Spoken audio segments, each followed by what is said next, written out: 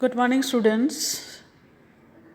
आज हम पढ़ेंगे पेरेंटल केयर के बारे में, यानी parental care in amphibians. Okay, सबसे पहले देखें पेरेंटल केयर क्या है।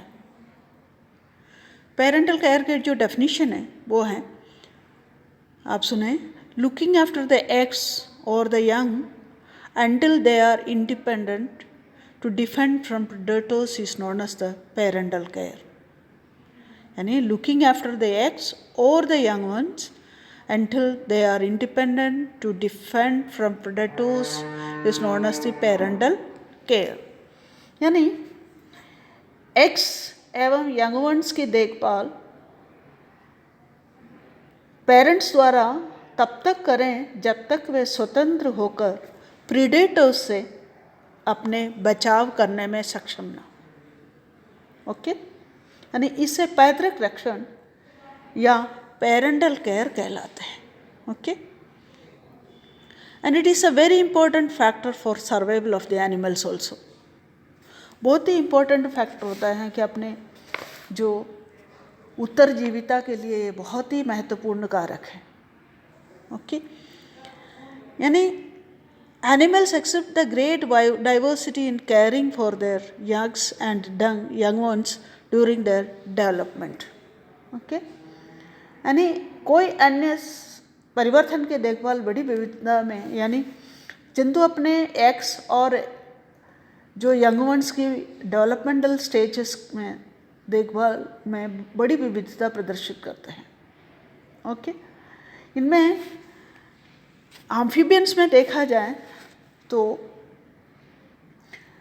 यूरोडिल्स के और एपोडेंट्स की अपेक्षा एन्यूरेंस में कहीं अधिक विविधता प्रदर्शित करता है। यानी आप जानते हो यूरोडिल्स है, उसमें क्लासेस ऑर्डर्स है, यूरोडिल्स है, एपोडेंट्स है, एन्यूरेंस है।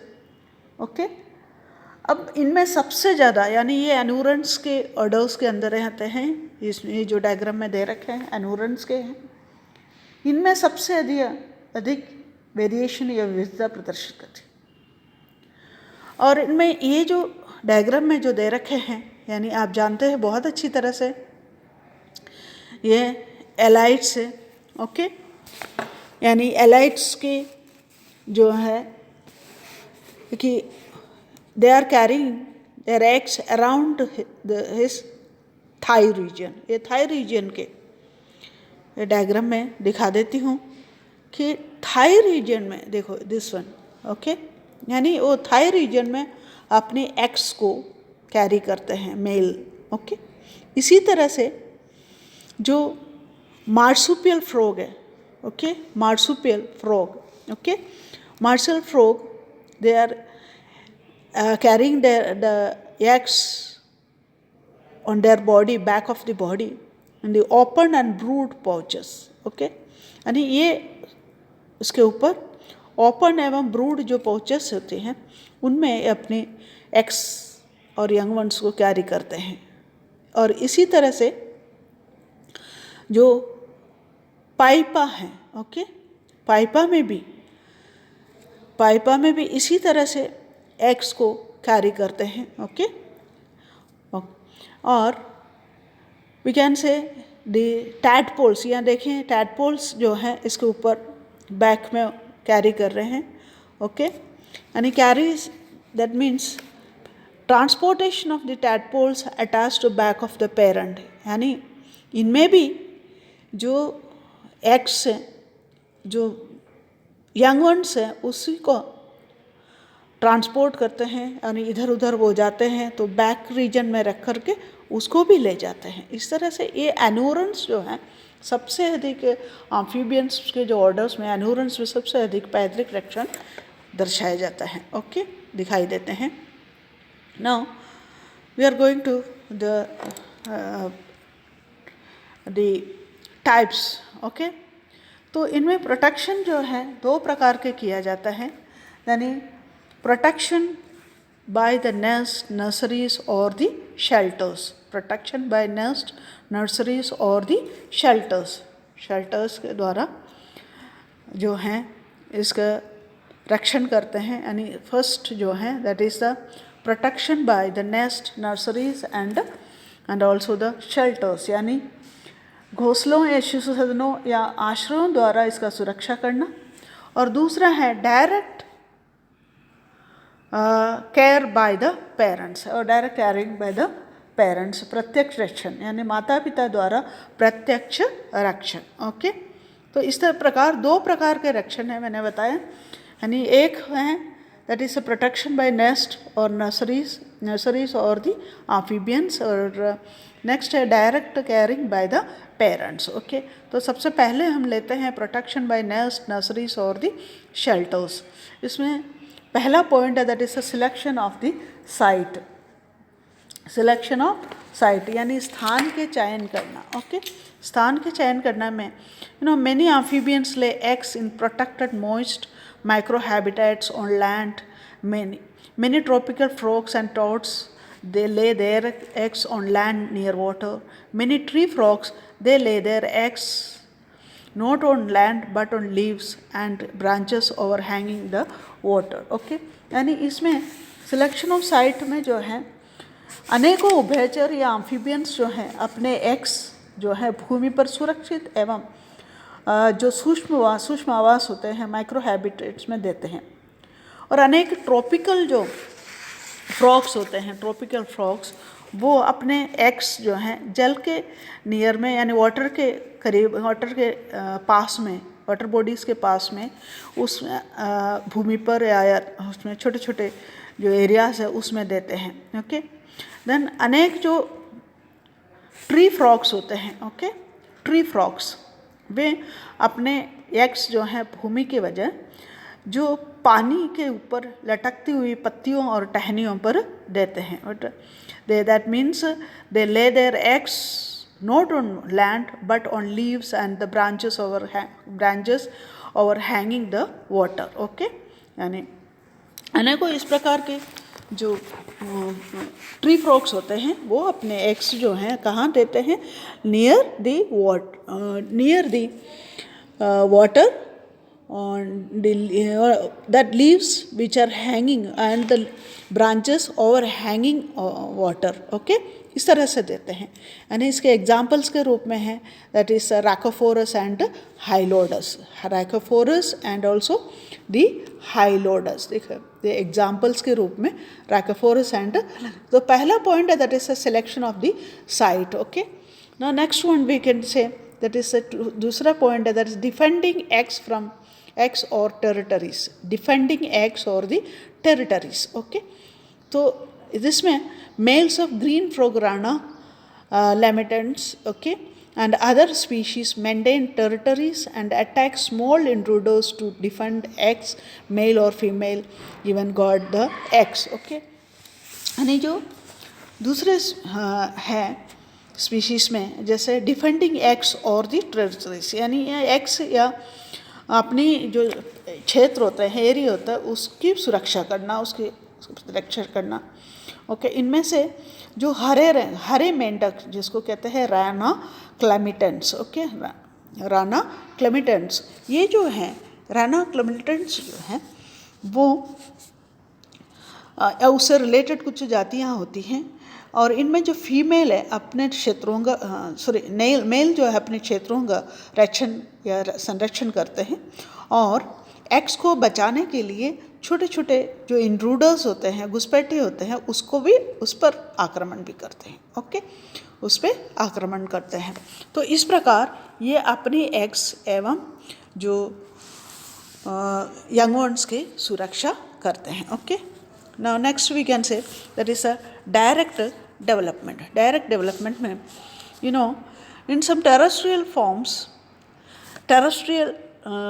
or tree frogs such as the Erythrodactylus and Arthropteris and Hylodes and Hyla nebulosa, the eggs hatch directly into little frogs, thus avoiding larval mortality. Okay, इनमें किस तरह से हैं, यानी जो डायरेक्ट डेवलपमेंट होता है, यानी अगला पॉइंट में जो चर्चा करेंगे डायरेक्ट डेवलपमेंट। ओके, डायरेक्ट तीसरा जो पॉइंट है दैट इज डायरेक्ट डेवलपमेंट। इनमें जो है कि इसमें जो सीधा जो परिवर्तन है या डायरेक्ट डेवलपमेंट में, इनमें कुछ ट्री फ्रॉग्स हैं, जैसे आर्थ्रोलेप्टिस हो या हाइलोडस हो या हाइला हो, ये एग्स सीधे जो है डायरेक्ट छोटे छोटे फ्रॉक्स में उसका हैचिंग हो जाती है। इस प्रकार जो लार्वल मोर्टालिटी है उससे अपने वंश को, अपने पॉपुलेशन को बचा लेते हैं। ओके, इससे अपनी लार्वल मोर्टालिटी को या इसका लार्वल मोर्टालिटी जो है उससे वो बच जाते हैं। और क्लियर, यानी क्लियर हो गया मैं जो बता रही हूँ। यानी डायरेक्ट डेवलपमेंट का मतलब ये है, इनमें कुछ जो टेरेस्ट्रियल हो या फिर जो ट्री फ्रॉग्स हो, एग्जाम्पल के रूप जो है जैसे हाइला है, ट्री फ्रॉग है, हाइलोडस है, ठीक है, आर्थ्रोलेप्टिस है, ये क्या है डायरेक्ट एक्स में से एक्स उसमें हैचिंग होकर के लार्वा बनता है। ओके ना, तो लेकिन होता क्या है इसमें डायरेक्ट लार्वा ना बन करके छोटे फ्रॉक में कन्वर्ट होता है, ट्रांसफॉर्म होता है, हैचिंग होती है, जिससे उसका जो मोर्टालिटी है बीच में इंट्रोडस द्वारा उसका आक्रमण करना या उसका प्रेडेटर्स द्वारा प्रे द्वारा उसको खा जाना, ये सारी चीज़ें नहीं हो पाते, और जिससे उसका डेवलपमेंट या जो है इसकी मोर्टालिटी से वो अपने पॉपुलेशन को बचाने में बचा लेते हैं। ठीक है, नेक्स्ट है foam nest. Foam nest, okay, foam nest में जो है कि मैनी एम्फीबियंस होते हैं, जैसे कि amphibians convert copious mucus secretion into nest for feeding, nest for their young ones. Okay, यानी many amphibians convert the copious mucus secretions into nest, है ना। ओके, यानी फोम नेस्ट के अंदर हम यहाँ चर्चा करेंगे।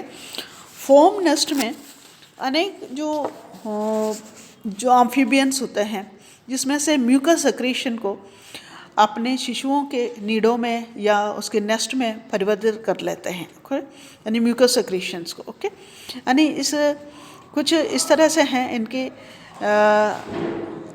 एक छिद्र या फिर जो है युगल एक छिद्र या फिर एक सुरंग खोद देते हैं, जिसमें डेसिकेशन से भी या निर्जलीकरण से भी उसके बचाव के लिए इन एग्स को एक फोम नेस्ट के अंदर रख देते हैं। ठीक है ना, फोम नेस्ट में।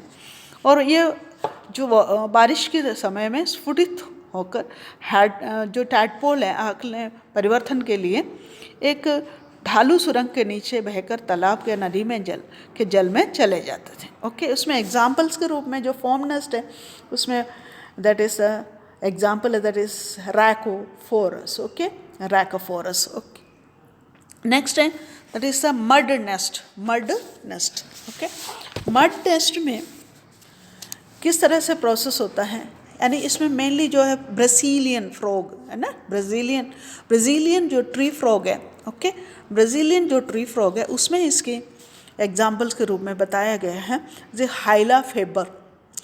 इसमें क्या होता है, male that digs a little crater like hole और नर्सरी इन मड और शैलो वाटर, यानी इसमें मेल है वो क्या करते हैं, दैट डिग्स, मेल जो है वो क्या करते हैं, कीचड़ में एक छोटा सा ज्वालामुखी बीवर सदृश छिद्र या शिशु सदन खोदता है, जिसमें फीमेल इसमें एग्स देती हैं, और इस नीड या जो नेस्ट होते हैं मड नेस्ट, इसकी जो डायमीटर है करीब 30 सेंटीमीटर हो गए, और गहराई जो है करीब मड नेस्ट की जो गहराई होती है वो 5 से 8 सेंटीमीटर होती है, और इसमें टैडपोल जो हैं सुरक्षित रहते हैं और स्वयं को रक्षा करने में भी योग्य पर्याप्त बड़े होने तक ये परिवर्तन करते रहते हैं। ओके, यानी मड नेस्ट, इसके एग्जाम्पल्स में मैंने आपको बताया, इसमें क्या करते हैं, मेल जो है,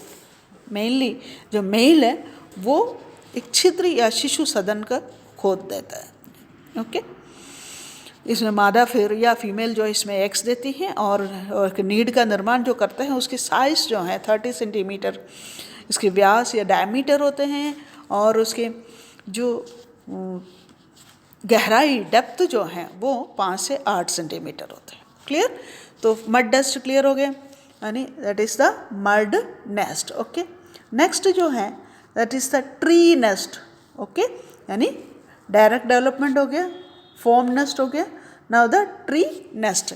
अब ट्री नेस्ट में वृक्ष नीड जिसको कहा जाता है, इसमें एग्जाम्पल स्वरूप जो दिया है दैट इज द फिलोमेडूसा। फिलोमेडूसा ये साउथ अमेरिकन ट्री फ्रॉग को कहते हैं, साउथ अमेरिकन ट्री फ्रॉग को कहते हैं फिलोमेडूसा। ये किस तरह से करते हैं, इसमें जो ट्री फ्रॉग है, ट्री फ्रॉग में ये मुड़ी पत्ती का नीड, ये जो मुड़े हुए पत्तियाँ होती हैं इसके नेस्ट बनाता है, जिसके किनारे जो क्लोएकल स्राव सेक्रीशन होते हैं, क्लोएकल जो सेक्रीशंस, क्लोएकल से निकलने वाली जो सेक्रीशंस होते हैं उस सेक्रीशन को द्वारा ये चिपका दिए जाते हैं। ओके, और उनमें फिर ये फीमेल जो है अंडे देती है। ओके, जब टैडपोल बन जाते हैं तो पौधे या ये जो लार्वल फॉर्म से ओके टैडपोल जो है वो सीधे पानी में नीचे गिर जाते हैं। और क्लियर हो गया ना। यानी वृक्ष नीड में या फिर ट्री नेस्ट के अंदर कौन एग्जाम्पल क्या है, that is the south American tree frog.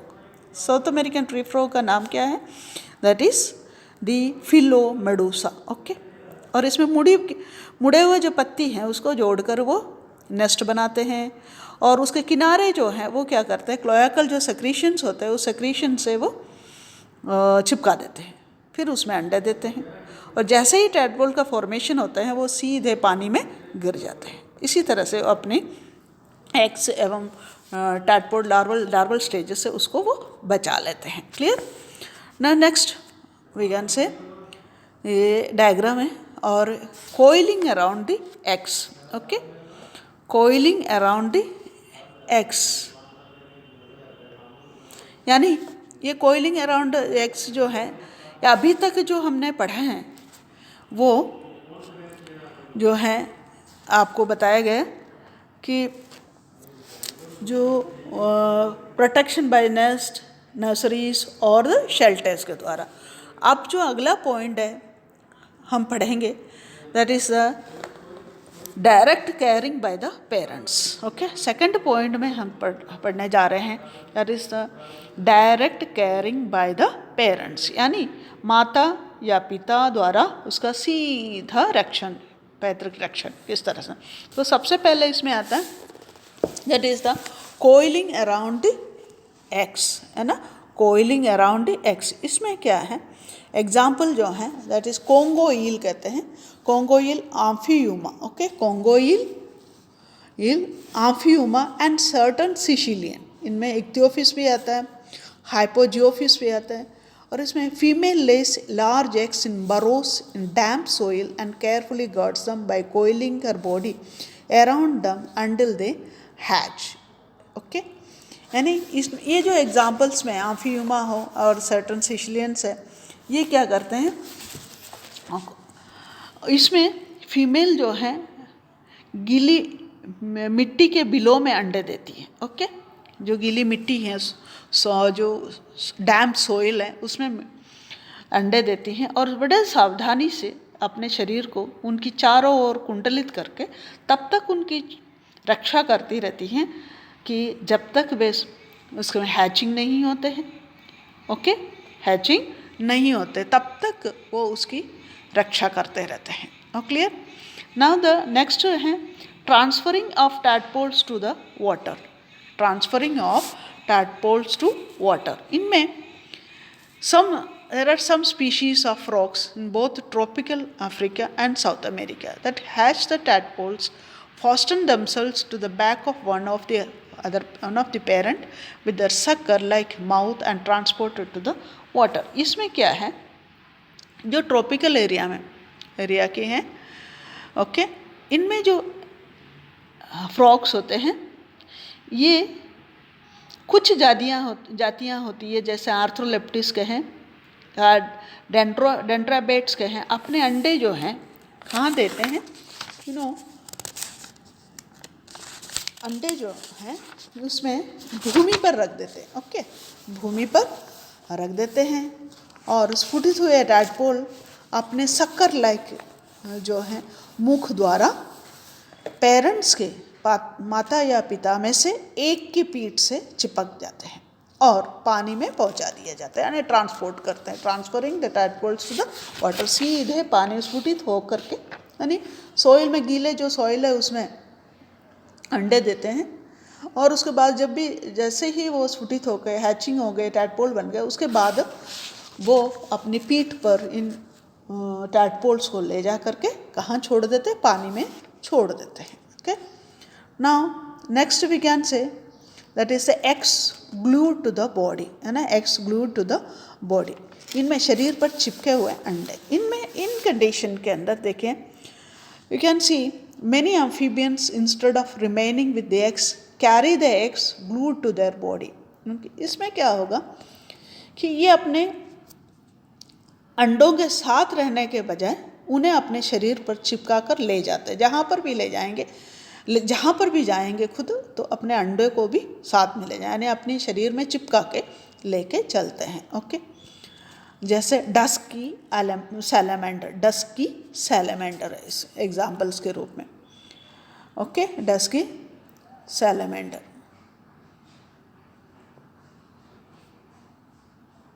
ठीक है, now next we can say eggs in back pouches. पीठ की धानियों में अंडे को लेकर चलते हैं, पीठ की धानियों में। ओके, पीठ की धानियों में, यानी एग्स इन बैक पाउचेस। इसमें कहते हैं कि एग्स जैसे मार्सुपियल फ्रॉग्स है, ओके, मार्सुपियल फ्रॉग्स हो और टोड्स हो, ये इस तरह की ट्री फ्रॉग्स जो हैं, एक जो है अपनी पीठ पर, अपनी मादा के ये जो अंडे हैं उसको अपनी पीठ पर या तो खुले अंडाकार गर्त में, ओवल शेप्ड जो पिट्स होते हैं, या फिर क्लोज्ड जो वैक्यूल्स होते हैं, धानी होती है, सैक्स होते हैं, या फिर इसमें इसकी बॉडी के ऊपर धारण कर लेते हैं, और अपनी माता की जो है फीमेल की पीठ छोड़ने से पूर्व ये अंडे जो छोटे मेंढकों के परिवर्तित हो जाते हैं। ओके, इस तरह से जो छोटे छोटे पाउचेस होते हैं, पाउच हो, क्लोज्ड पाउचेस हो, या फिर ओपन ओवल डिप्रेशन हो पीठ के ऊपर, इनमें ये लेकर के चलते हैं। ओके, इसके एग्जाम्पल्स के स्वरूप जो हैं अनेकों हैं।